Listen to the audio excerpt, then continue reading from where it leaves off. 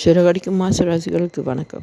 இப்போ வந்திருக்க லேட்டஸ்ட் ப்ரோமோவில் முத்து ரோஹிணி பையன் சம்மந்தமாக பாதிக்கப்பட்ட அப்பா கிட்ட போயிட்டு அவனை மன்னிச்சு விட்டுருங்க, இப்படியெல்லாம் திருப்பி நடக்காதுன்னு சொல்லி கெஞ்ச நேரம் அந்த ஆள் முத்துவை கணக்கே எடுக்காமல் கதவை மூடிட்டு போயிட்டார்.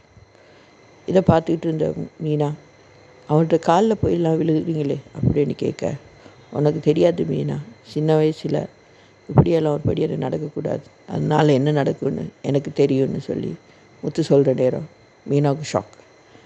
அப்படியே போனால் ஃப்ளாஷ்பேக்கில் காட்டுறாங்க.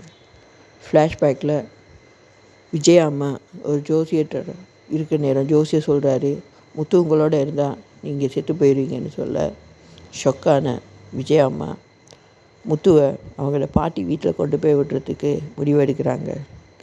முத்து அம்மா என்னை விட்டுட்டு போகாதம்மான்னு சொல்லியும் விஜயா அம்மா இறக்கமே படாமல் அவனை பாட்டிக்கிட்ட விட்டுட்டு போகிறாங்க.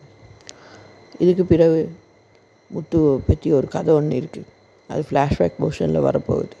முத்துக்கு சின்ன வயசில் என்ன பிரச்சனை ஆச்சு, ஏன் அவனை சீர்திருத்த பள்ளி கொண்டு போனாங்கன்ற ஸ்டோரி இனி தான் வரப்போகுது. மறக்காமல் எங்கள் சேனலை சப்ஸ்கிரைப் பண்ணுங்கள். நன்றி.